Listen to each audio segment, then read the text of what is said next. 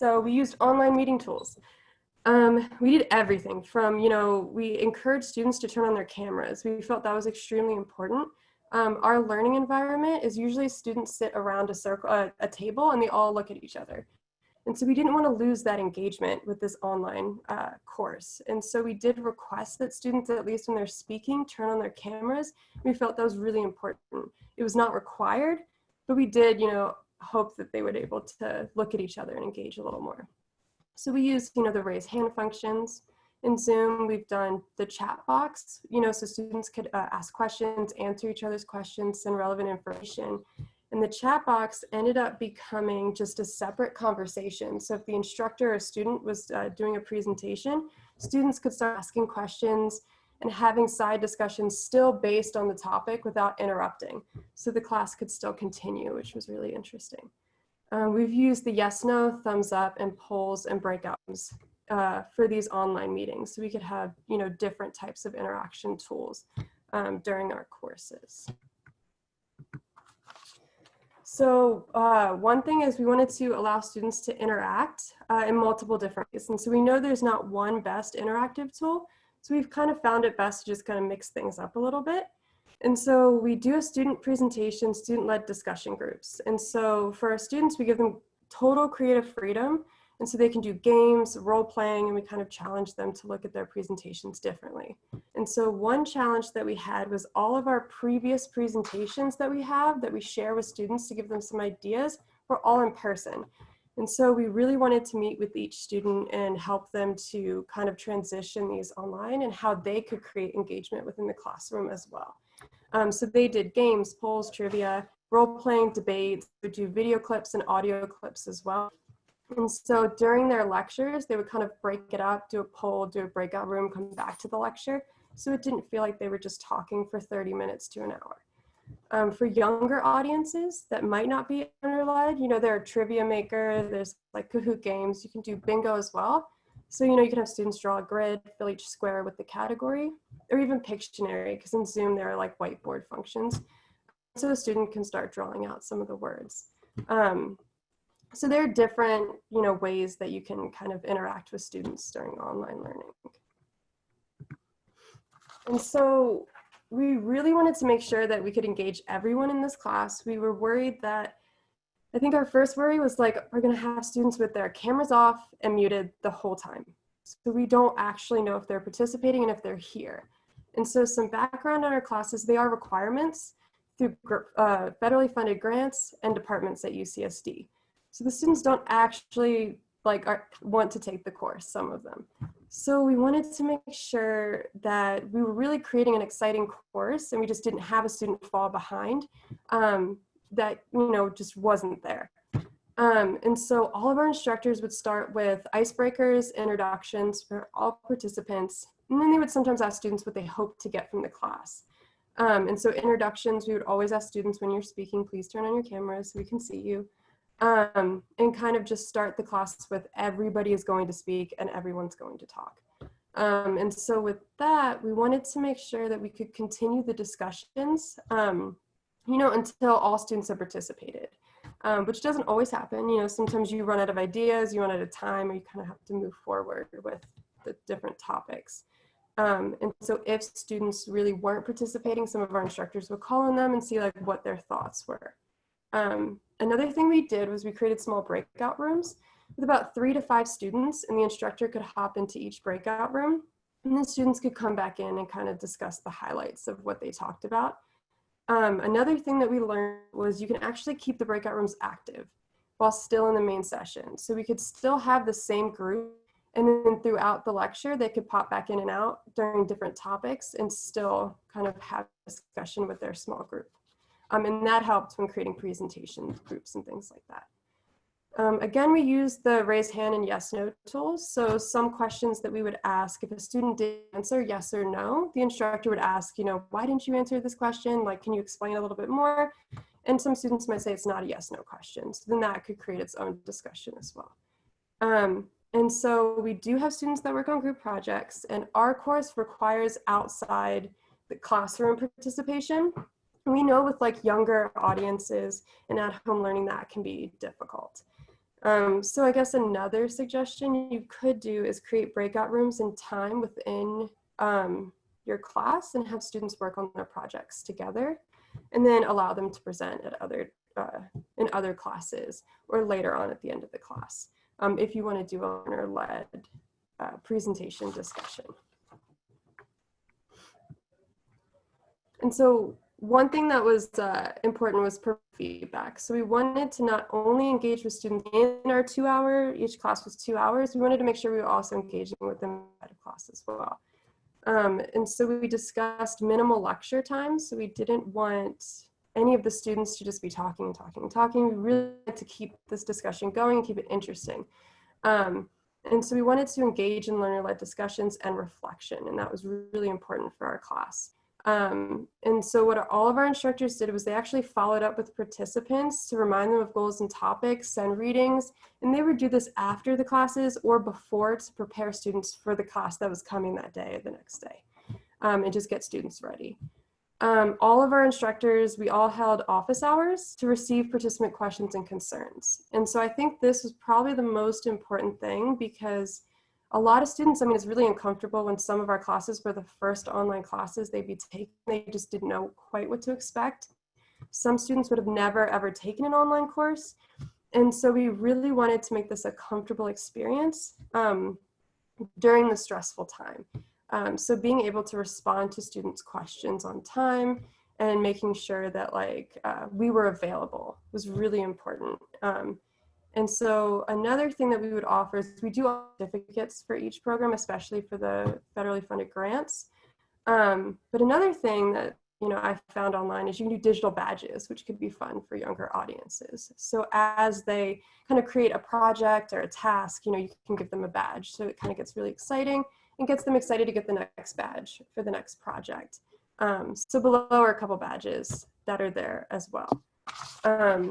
And so for, our courses, we really stressed having everybody as knowledgeable as possible. And we knew that that wasn't going to happen. We knew that we're still learning things with Zoom, especially as there's different updates and things like that. Like, for example, in the chat box, you used to not be able to click links. Now you can. And so we're still learning. And so during each class, we had them staggered, how they started. Anytime there was a problem, we updated our tutorial and sent it out to all the instructors. Still learning and still continuing discussions of, how best to facilitate these classes.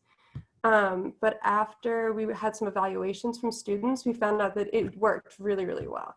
And so now we do have the option to continue this, if that needs to happen. So yeah, I think that's all I have. Does anybody have any questions about how-tos? Or I didn't go too much into specifics on Zoom because I'm sure a lot of people will be using different platforms, Meet or Microsoft Office, but I know a lot of us do have tutorials and guidelines that we could definitely share after the meeting as well.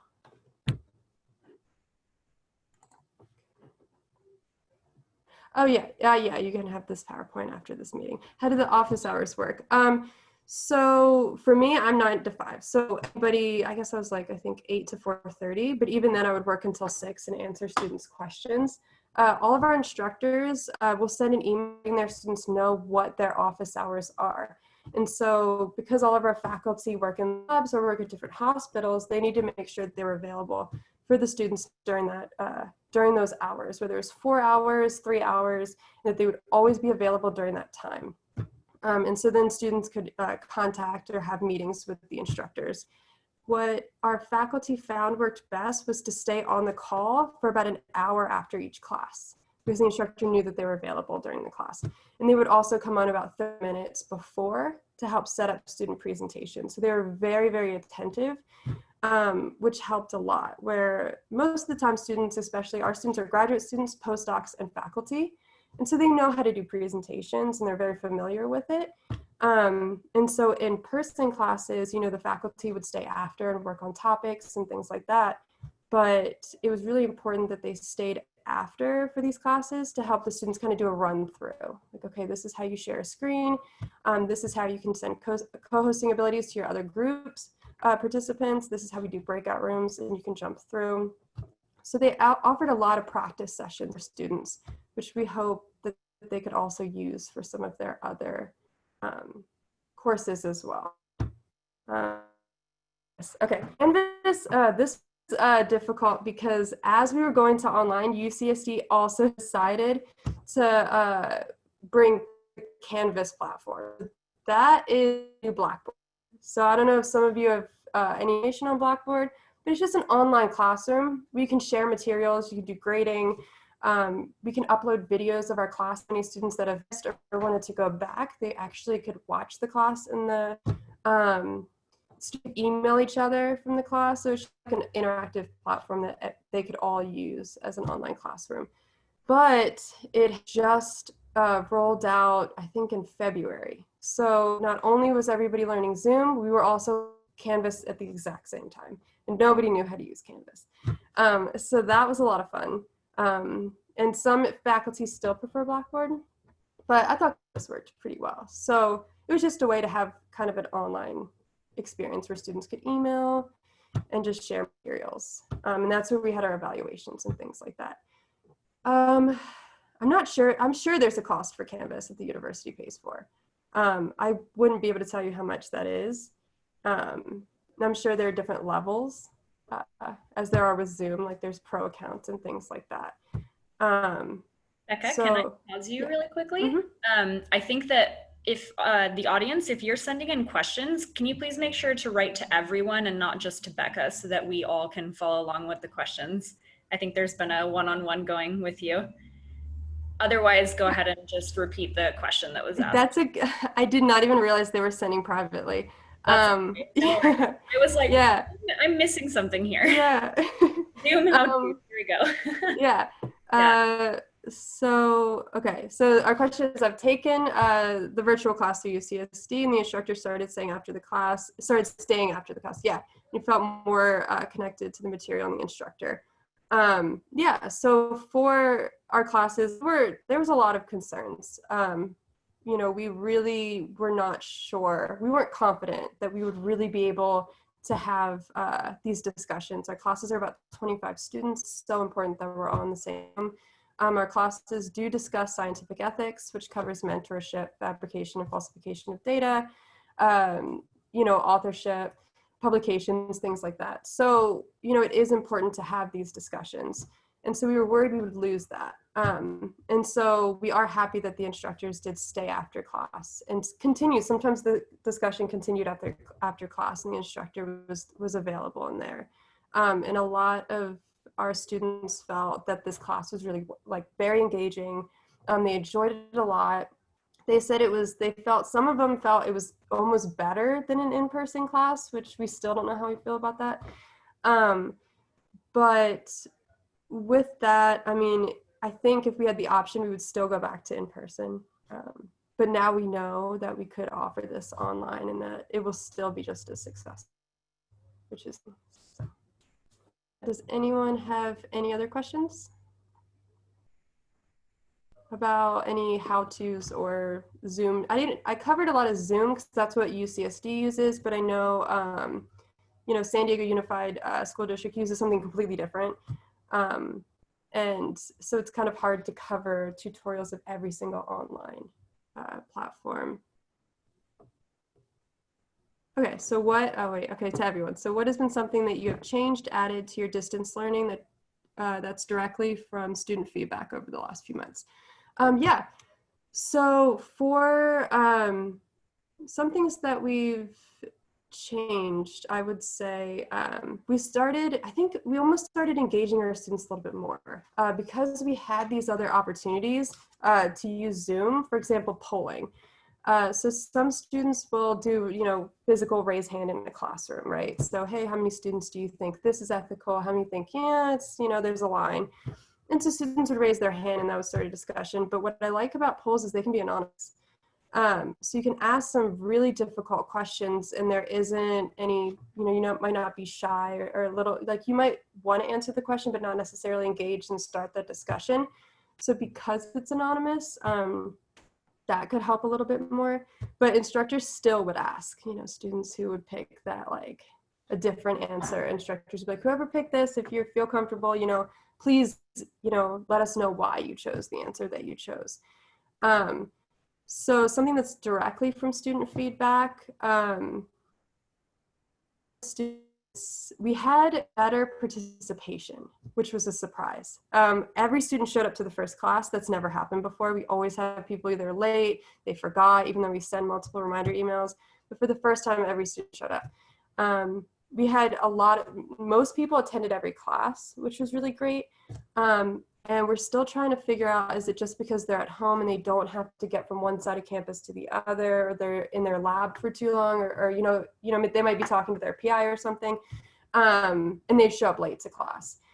That didn't happen because they're all at home.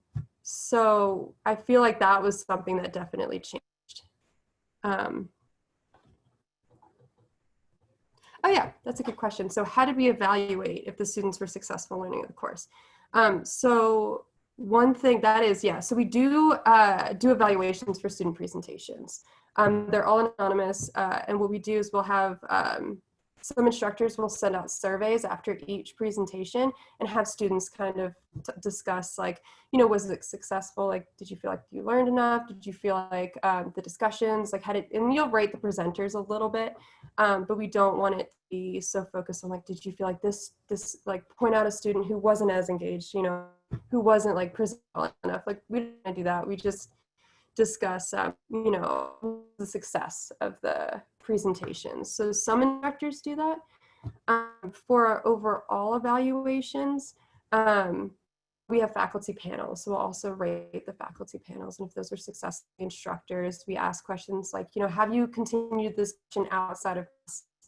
It's a big change that happened in our class for the previous question, because it's important, like the National Institute of Health requires that faculty and PIs are involved in this training for scientific ethics, for responsible conduct of research.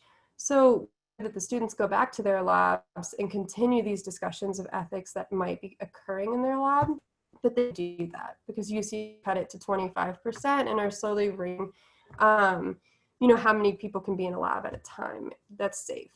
And with that, that means that these discussions necessarily aren't happening. And so we wanted to figure out, well, how can we continue these discussions, ensure that students are still talking to their PIs and their colleagues and things like that. And then to evaluate this, like assess the students. So UCSD, it was very important that if an instructor became sick or was no longer able to teach, that we were able to continuously assess students so another teacher could hop on.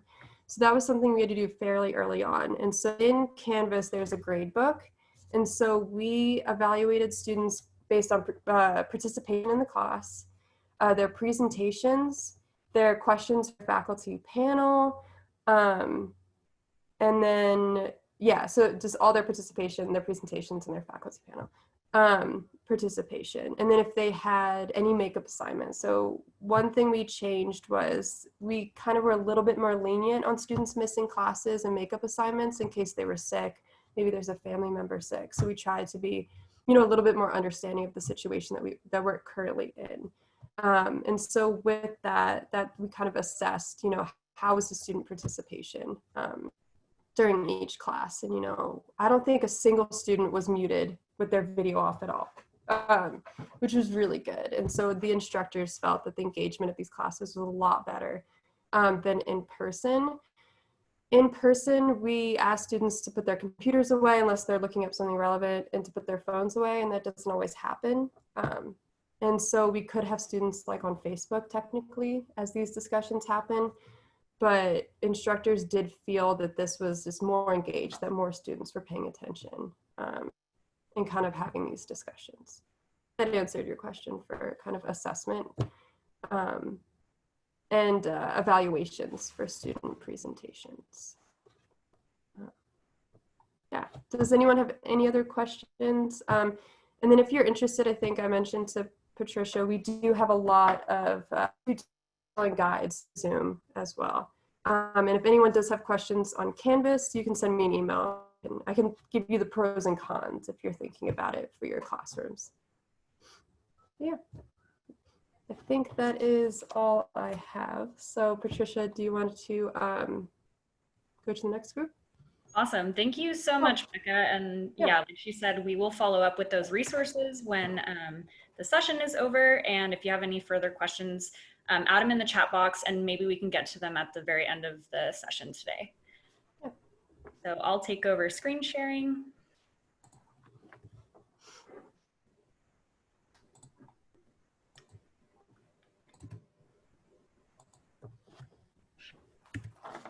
Awesome.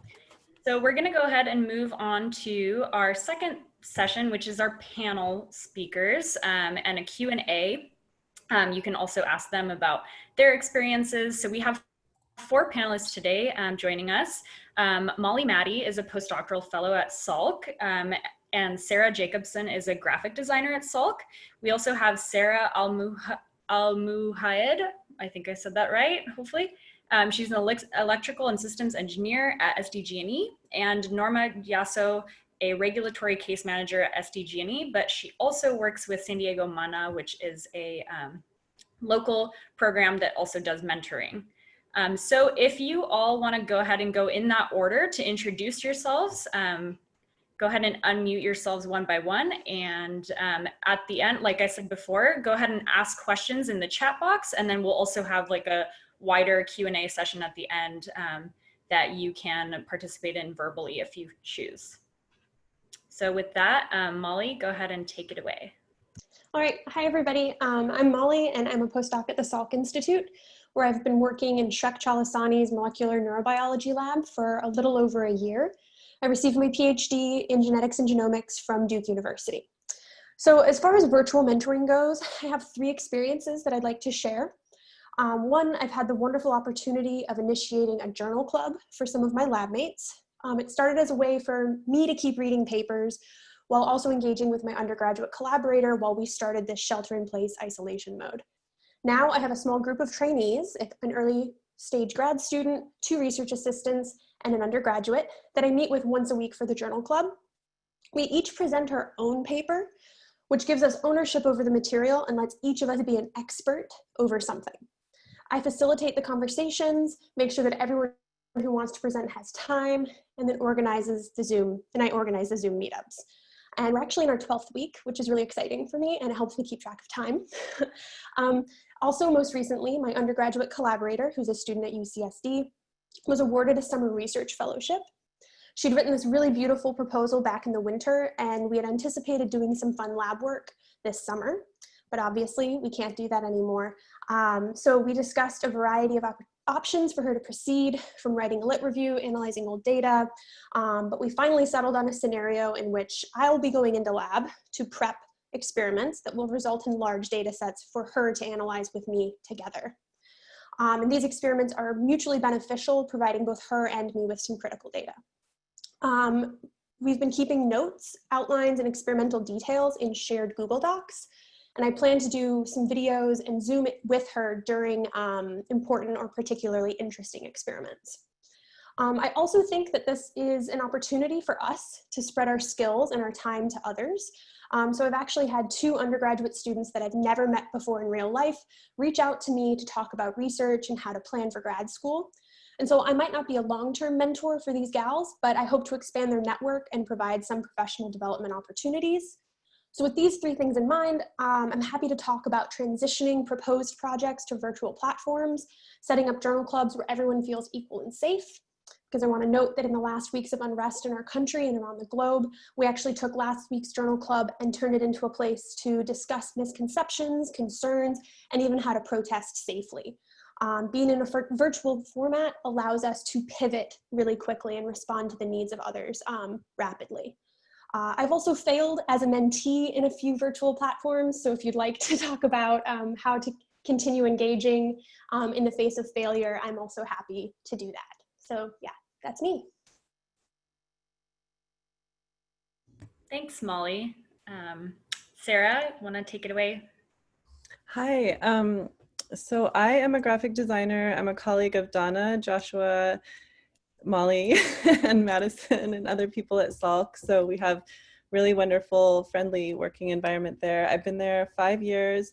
I was trained as a graphic designer at an art school in San Francisco and worked in design studios surrounded almost entirely by designers for about a decade, and went to graduate school in Finland at a university. So that's when I really branched out into other university disciplines and worked as a research assistant in an urban planning team that was developing a web app that it was used for georeference community feedback on urban planning projects.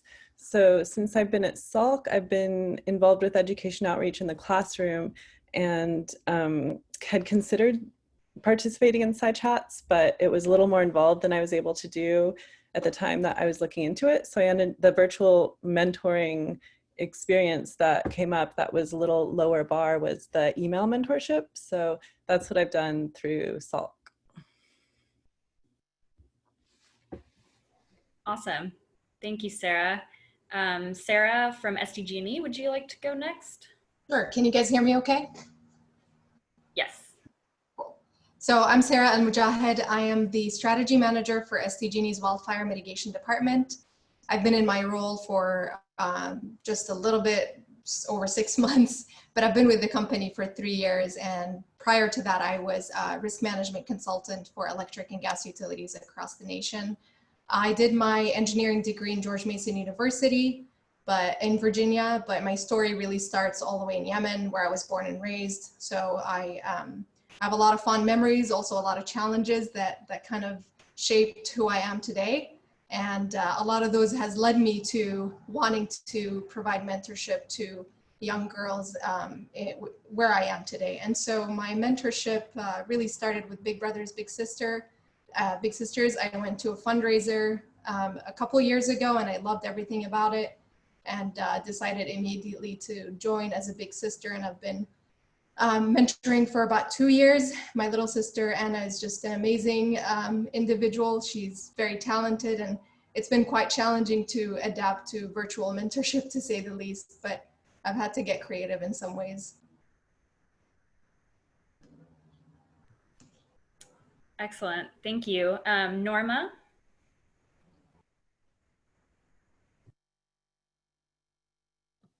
Okay, here I am. Hi, everyone. My name is Norma Hasso. I work at San Diego Gas and Electric in the regulatory case management area. My background is in accounting. I have a degree from USD. Oh, sorry, there's someone at the door. My work in Mana de San Diego has to do with mentoring young Latinas from 7th grade to actually graduating from college. We do have a STEM emphasis, and some of our challenges having to do with virtual communication is actually the inadequate access to internet as well as equipment. We have had several sessions with our students at different levels. And I would say that of the college students, maybe a quarter of them joined into Zoom meetings. When it comes to the big group where we have 67 students and 67 mentors, it's a little more challenging, but we have had maybe 1/3 of them participate. So I'm happy to talk about that. Thank you, Norma. So does anybody have questions for our panelists? Go ahead and either speak up, or you can put them in the chat box as earlier, but make sure it goes to everyone.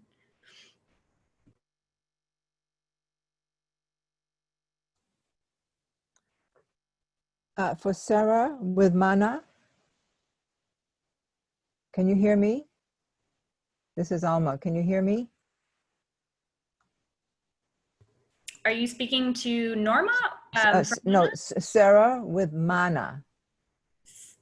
There are 2 Sarahs. One with Okay, yes, and one has been a mentor with Mana. The last Sarah that spoke. I'm sorry. I'm not Sarah. My mistake. Norma. Norma, yeah. I'm This sorry. is Norma. Yes. I'm sorry. I had to open the door. I don't know if you heard that there was ringing. No, that's all right. I didn't hear your question. No, my question, yeah, getting ready to ask it. So my question is, I'm with actually in a North County mentoring program as well. We're just beginning to do some virtual, online virtual sessions.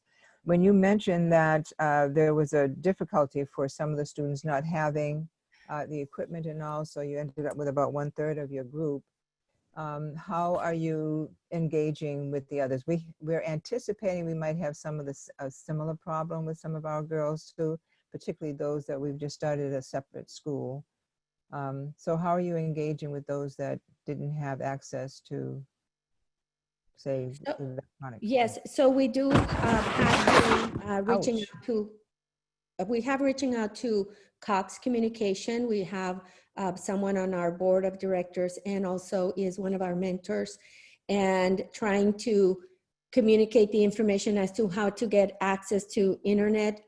Many of the girls or their parents do have a phone, so they might be able to join through that. We also joined with another organization that provided us some laptops, Mhm. and we were able to loan them to the girls that needed I them. wondered about In that. some households, the problem is that they have multiple students and their internet access maybe is not strong enough Mhm. when they're doing their homework, that sort of thing. So we actually have to reach out to other resources to assist them. Okay, all right, thanks, thank you.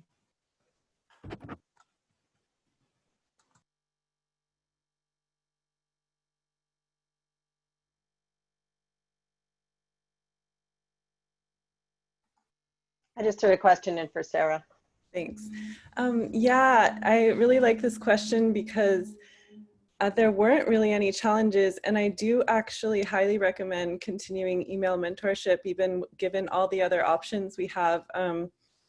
I was pleasantly surprised by how, like, it just gets you to reflect in a way that you're not reflecting when you have all the other like media and visual things. And kids in school right now, I don't think email is really something that they do for fun. And the email mentorship experience I had was really playful, and it was fun. It was just like, it wasn't so much when I've mentored in classroom for education outreach, there's a little bit of like, there's a right answer, even though it is, you're experimenting and exploring, you're really trying to get to some right answers, and the mentors are kind of seen as specialists. But with the email mentor, it was more like going on a little adventure, like being a co-explorer. And some of the questions came up with really surprising answers. Like, I forget, one of the people I was mentoring, I asked him about his classes in school or things he liked.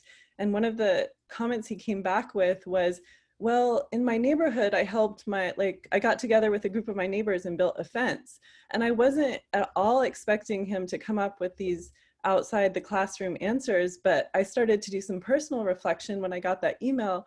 And I thought, you know, at his age, I really wasn't doing that kind of activity with my neighbors. And the first time I started doing collaborative projects was in graduate school. And I really realized how important that was. So I was able to respond to him and say, like, that's awesome, you're doing the fence building project. That's a really important learning experience. And those kinds of things just naturally surfaced and emerged through the email mentorship. So it wasn't challenging at all, and it was surprisingly rewarding.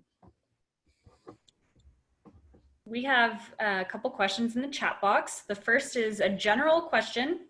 What advice or suggestions do you have for people who are working on setting up a mentorship environment online? We are also considering providing training for the mentors and trying to figure out what this would look like. I'll take that first, if you'll let me. So one of the things that I think is really important is to align expectations when undertaking a larger project. So if your project is to just provide some conversations around professional development, I don't think this requires as much planning. But if it's a large project, like analyzing a data set or putting together some sort of project, then aligning expectations of both the mentor and the mentee is critical in whatever format you guys choose that you can refer back to. For me, that's Google Docs. For others, it might be emailing. And then to communicate effectively and often, for me, I communicate with my mentee. My primary mentee is an undergraduate at UCSD. She's fortunate to have a very solid internet connection that she does share with other siblings though. And so we communicate via email and Zoom And then we also do a few little text updates here and there to kind of keep this personal connection going. Maybe I'll share a Star Wars meme with her. But I think it's really important for the mentee and the mentor to have a conversation about the forms of communication that are effective and doable for them. That's really great advice. Does anybody else have something they'd like to add to that? I can jump in real quick, and big caveat, I'm still kind of experimenting with this, but I think depending on the age of your mentee, it can be difficult to kind of engage them one-on-one in a virtual environment. So one of the alternative methods I'm kind of thinking of doing is, I'm lucky enough that my mentee has a sister that also has a big sister. So we're kind of planning a group virtual game night to do over one of the game apps. I forget what it's called, but I think having, at that age, they're about 13 years old. It's kind of hard for them and awkward to interact virtually. It's hard for them enough to do it in real life, let alone virtually over FaceTime or something like that. So I think maybe creating smaller groups that kind of encourage them to work together. Maybe their closest friends would be interested, and you have other partners that can kind of shape a small group that helps encourage the kids to interact and be engaged. Awesome, thank you. So another question in our chat box is, has anyone used GroupMe to communicate instead of regular text?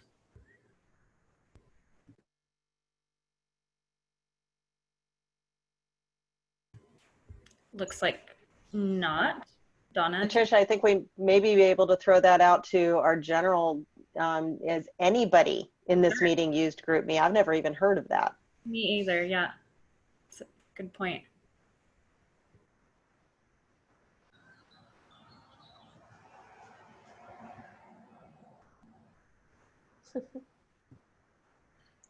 We've been using more in like a peer mentoring space, using Slack.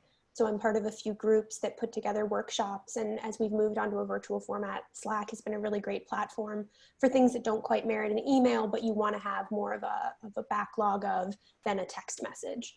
So Slack is a really great workspace for my purposes. Awesome. It looks also like Karen and Maura have both used it as well. So Alma, if you'd like to follow up with them in a chat, a personal chat, maybe they are willing to speak further about that. Also, Cynthia Lopez has used it. So awesome. Thank you, everyone. The other question that we have is actually for all of you. How did you get started mentoring, and how did you hear about mentoring opportunities? That's a great question. Feel free to go in whatever order. Should we go down the same list? That's a good idea, yeah.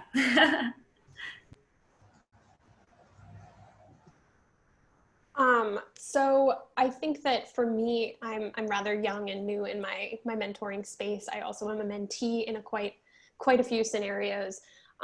So often when I'm a mentee in something, like I just took a Introduction to College Teaching course through UCSD's Teaching and Learning Commons.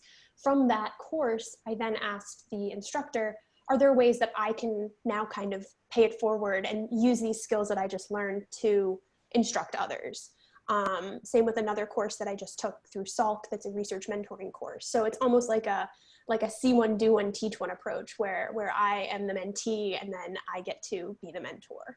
So that's one way that I think all of us can take scenarios that we're involved in our own lives and become a leader eventually. Yeah, so our education outreach program at Salk has so many different branches. And like I said, I was originally interested in participating in the SciChats online program. But once you start researching one, all the other ones start to pop up. And I also noticed when I did the email mentoring at the end of the program, the high school that I was, or middle school that I was working with, had little advertisements for this summer internship program or that. So I think it was really useful when looking into these types of programs to see that they're part of a whole ecosystem of learning possibilities. So for me, the journey of mentoring really started with my own, I guess, personal story, and then growing up and feeling a passion to do it. So as I mentioned earlier, I grew up in Yemen, and I think women across the world, whether it's a advanced country or not, face a lot of challenges, let alone women in third world countries. And so my own experiences have led me to aspire to be a mentor to younger girls that may go through the same things that I've gone through. And it really started with just kind of looking for opportunities here. You know, I came from a third world country. This is a first world country, but I think in every area, in every advanced country, there's kind of small pockets and communities that are kind of micro third world countries in their own and have their own challenges. And so I started just kind of looking for opportunities across the company. SDG&E does a lot of great work in the community. So I just started talking to people, and they kind of pointed me towards Big Brothers Big Sisters. And as I mentioned earlier, I just went to a fundraiser, loved everything they do, and just kind of jumped on it. I think I found it to be a very relatively small investment in my time that goes a long way in the future of these kids. So it's been really rewarding.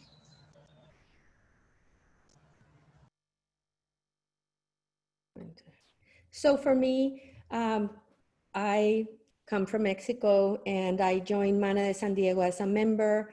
I was in their scholarship committee team, and then recognized that they had a one-on-one mentorship for Latinas.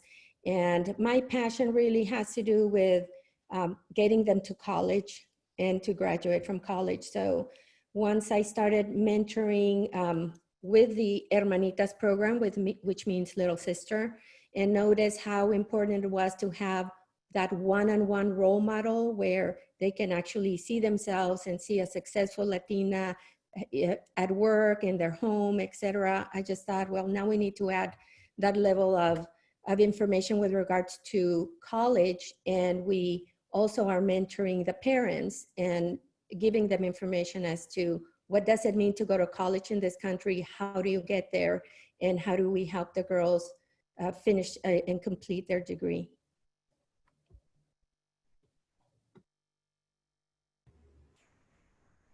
Awesome.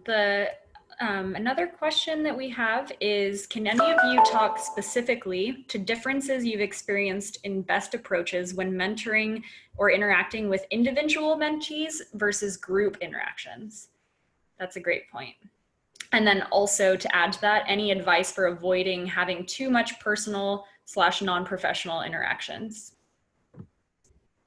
I would like to speak to the group mentoring. So at Mana de San Diego, we have 67 girls and 67 adults, and we do group. It's one-on-one, but it's in a group environment. So we bring everyone together, and I see the benefit of that combination where the girls can join with other similar girls, learn about each other, and then mentors can pair up, like Sarah was saying, or someone else was saying, you bring Sarah. If you pair them up, the student is more apt to open up sooner and relate to someone of their own peer, as well as being able to grab more insight from a variety of adults. Yeah, echoing just Norma's experience, I think the way that Big Brothers Big Sisters structured their Beyond the School Walls program is really amazing.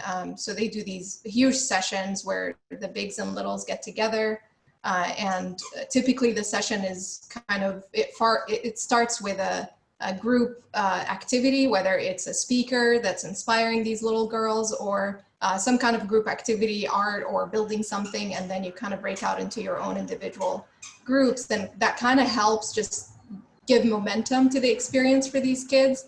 And then the one-on-one time allows you to kind of reflect with each other, talk about different things. So I think there's a lot of value in having both aspects of mentoring. excuse me, back in where I used to live in Durham, I was part of a program called Women in Math, where scientists and professionals were partnered with two girls from underrepresented groups in the area. And I think that one of the important aspects of group work versus one-on-one mentoring is that, for me, in my experience, is that the goals are rather different. Kind of like Norma was just saying, that these were girls, young girls get different pieces of information from each other growing in this experience, and then from the person, the mentor. And so that was something that I had to kind of adapt to and pivot what I was trying to get out of our situations when I was with one-on-one with the girls, or when it was this kind of triangle. And that I couldn't control how they were interacting with each other as much as I could control how I was interacting with them. So I think just being mindful of the scenarios that we set up and the goals of the interactions that we're having, and then they're done in a mindful way, like Sarah shared. I think that's really great.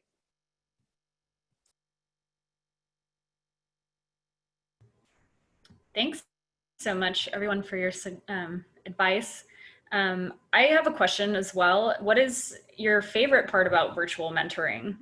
What makes it maybe sometimes better than, in person, or anything that has been kind of shocking to you about how smoothly it went?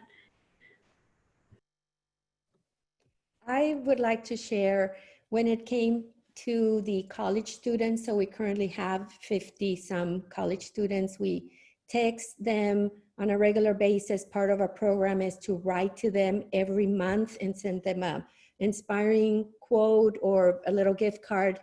And we were not getting response from them. We've been doing this since 2016 with the TIAS program, which means auntie.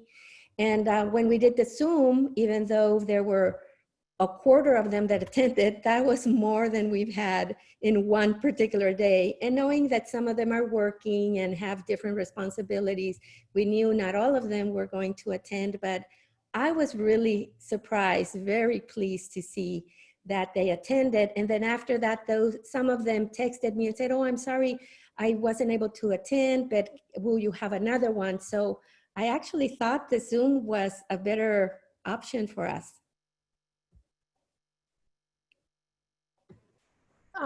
For me, I have a colleague who's been kind of pushing emails from undergraduates who have had their summer research opportunities taken away from them from all across the country, and just funneling them to me. And so I'm able to have interactions with gals in Pittsburgh and in Connecticut and all over the place. And something that Rebecca said kind of inspired me, that I could hold my own office hours as like me, Molly, mentor, and have these kind of more equitable interactions with individuals where they don't have to be in La Jolla to talk to me. And that's something really great about the Side Chats program that the Education Outreach program at Salk puts together, is that it's literally open to everybody. And in my specific interactions with my undergraduate collaborator, my favorite thing, to be a little goofy, because I love being goofy, is that I get to see her dog. This is something that we always talked about, having a play date with her dog and me. And now when we Zoom into each other's homes, I get to see her and her dog.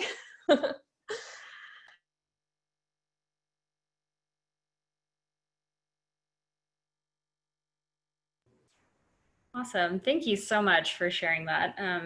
I know there have been some positive sides to this virtual experience for sure. If anybody else has any last minute questions or anything that you wanted to add.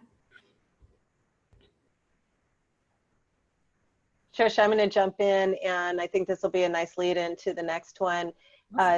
They've been mentioning the Side Chats program, and also Sarah had mentioned the mentoring that we do in the classroom in our Salk Education Outreach programs.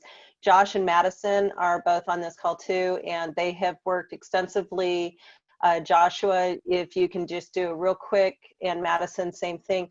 What is the biggest challenge when you are teaching someone to interact with a student? What's the biggest challenge in the classroom, Josh, for you? And Madison, when you're coaching for Side Chats, what's been the biggest challenge of,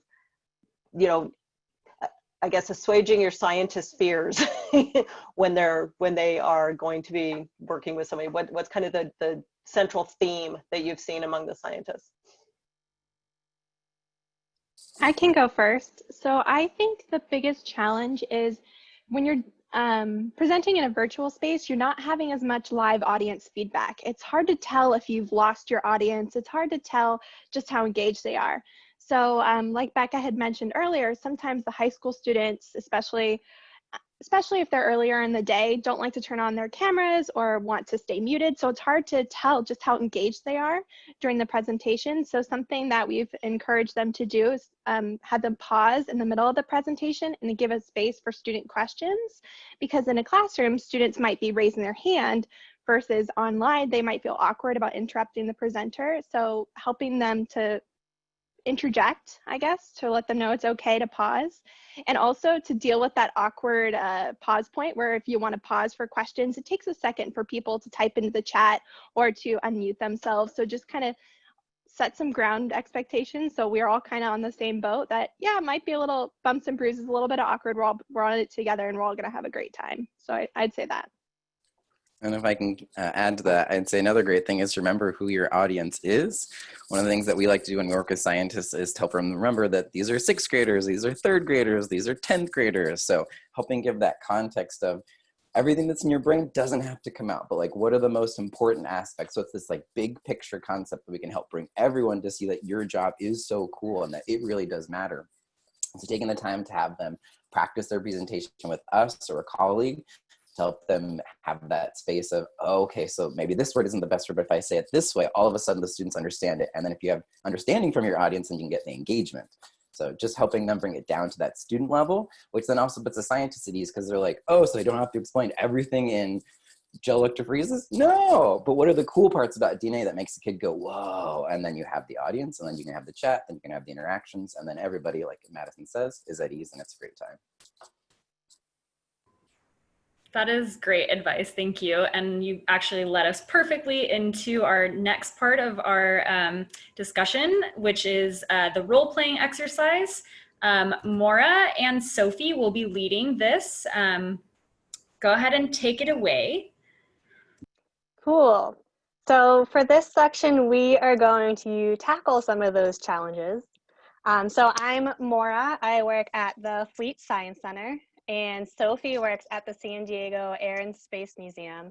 And we are both involved with education, and we both have experience with working with students who can be quite unpredictable, I think is a nice way to put it.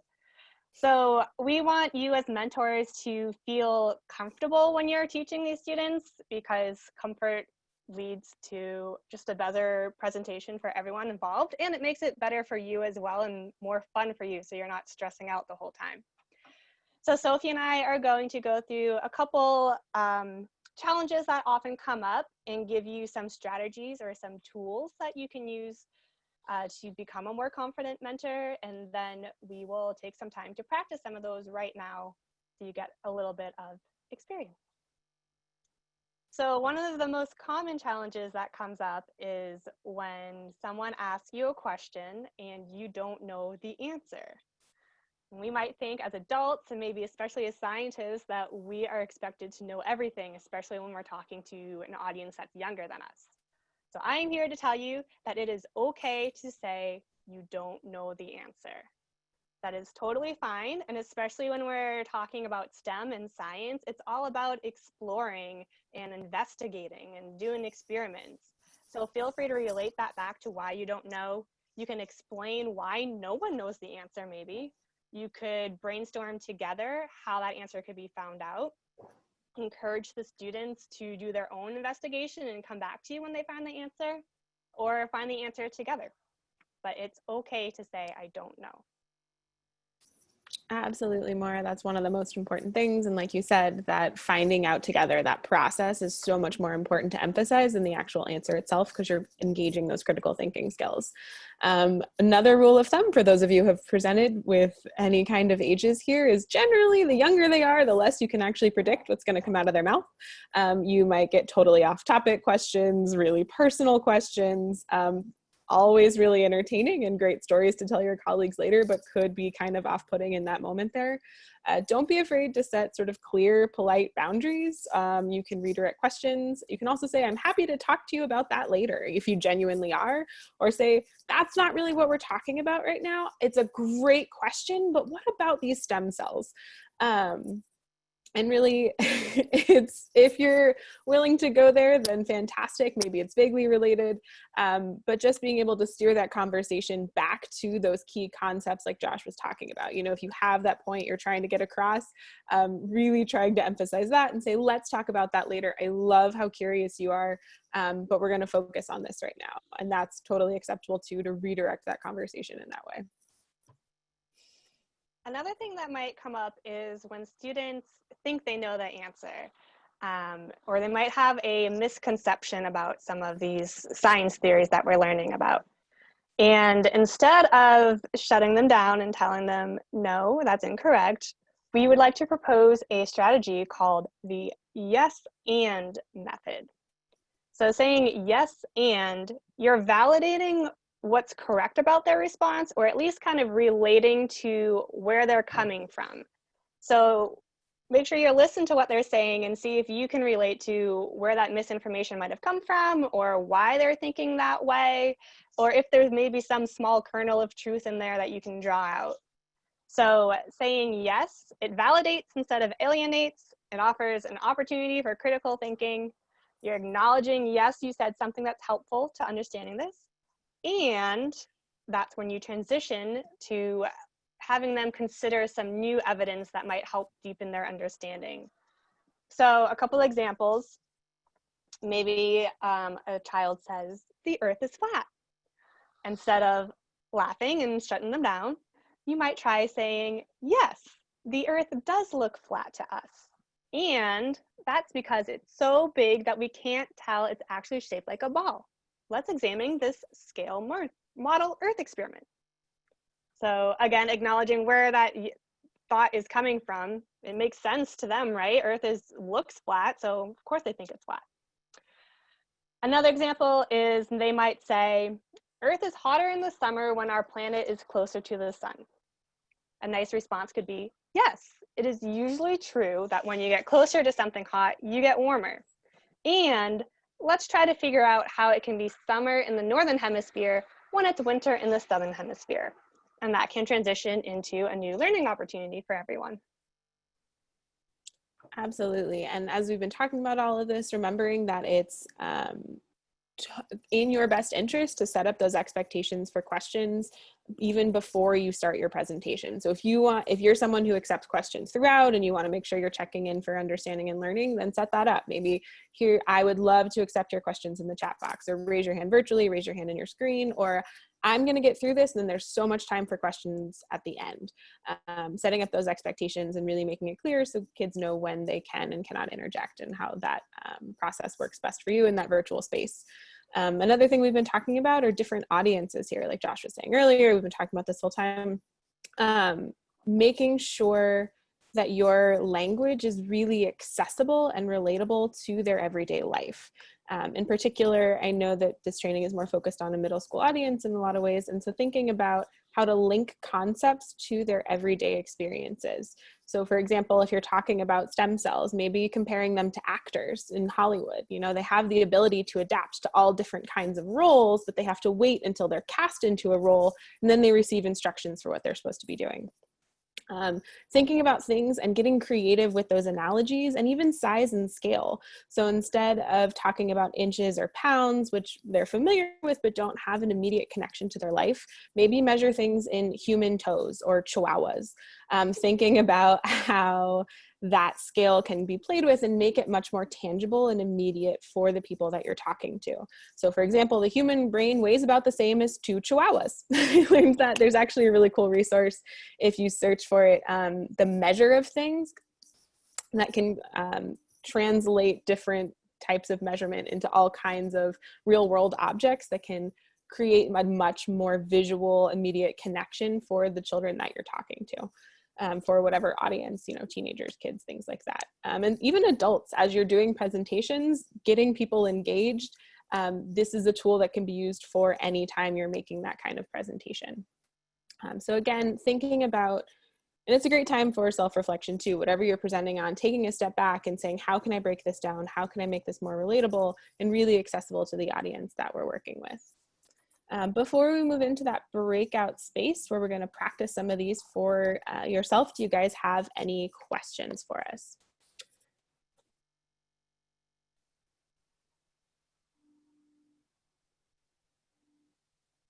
Thank you, Donna. Donna's put Measure of Things in the chat box. It's a really fun website, even if you're just interested in playing around with how much your car weighs in polar bears. It's really exciting.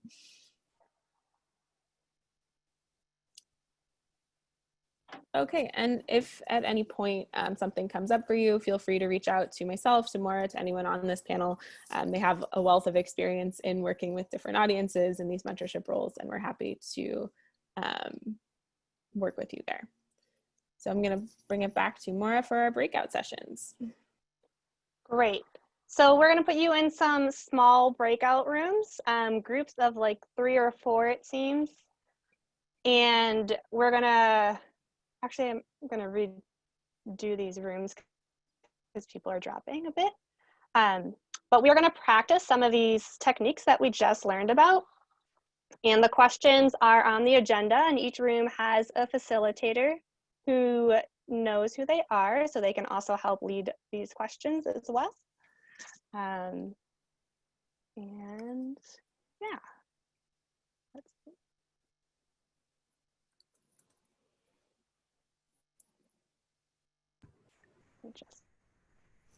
Also for facilitators, remember to put the number of the breakout room that you get put into at the top of your chat box. That way we can keep track of our notes. And while we're figuring that out, why don't I read the questions to you?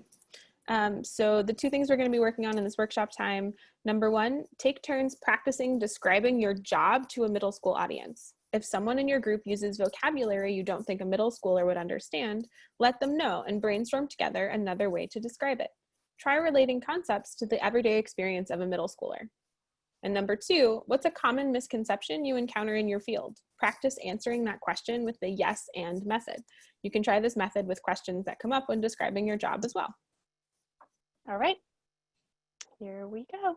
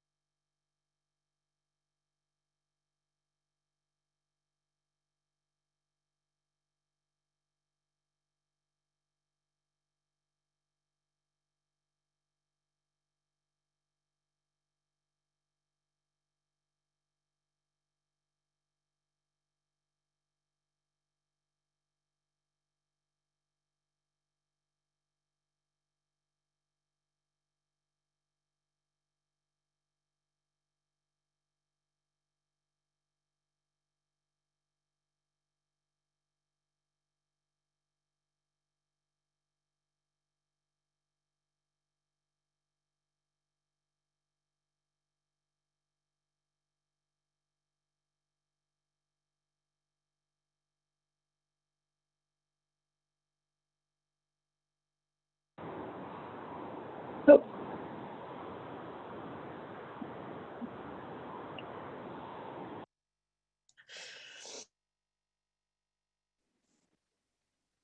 I love when your conversation gets cut off right then. I went from 60 seconds to, all right, you're done. Yeah. Me too. I thought we had another minute left. It's okay. Yeah. I'm so sorry, Laura. Donna, didn't Alright, you know okay. that That's my bad. that's the only way to get a teacher to stop talking? So I just said the word but, so I thought maybe I was being censored. All right, and because we popped out of it, the last couple sentences in my chat because I hadn't hit okay yet are apparently gone. So sorry. I'll add them. That's all right. Oh. Thank you so much for leading that discussion. I know we have just a couple minutes left. If any group wants to share something that kind of came out at them, we have some time to do that. Anything that you learned from that session? Amanda, I'm going to put you on the spot since you were, what was useful there? It was useful to know how to be able to talk to middle schoolers about like complex science jobs, you know, and now I know that I have to have different word choices and try to make it as simple as possible so everyone can understand. Yes, that's the main point. Okay. That's a great point. I'd like to share something. So I think something that I took away from our breakout is not just what you say, but how you say it and the delivery of the presentation, like how you're speaking. So some things to think about are your tone, your pace, and your inflection to show excitement. It definitely makes the participants on the other side of the screen more eager to listen and to follow along. That's a great point.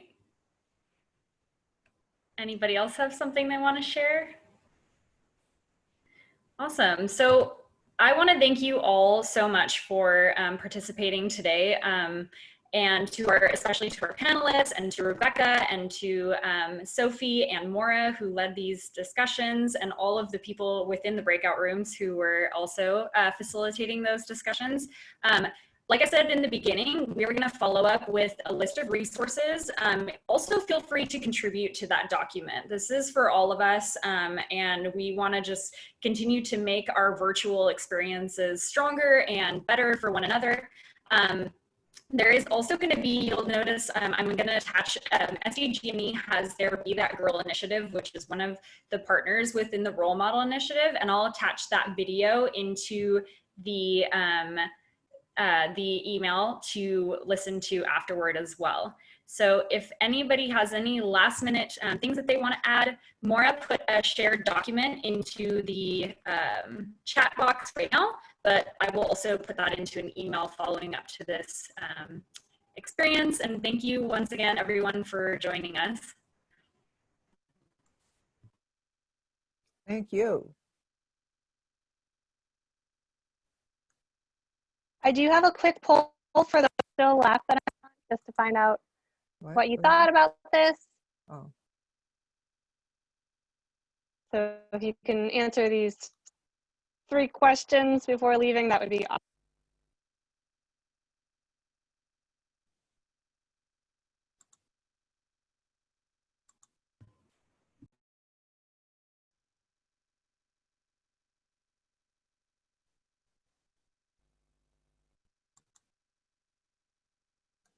Trying to submit. I hope it goes through. I'm having trouble with the poll. I don't know if it's my connection, just to give you a heads up. I'm having difficulty submitting, I think. It's not going anywhere. Yeah.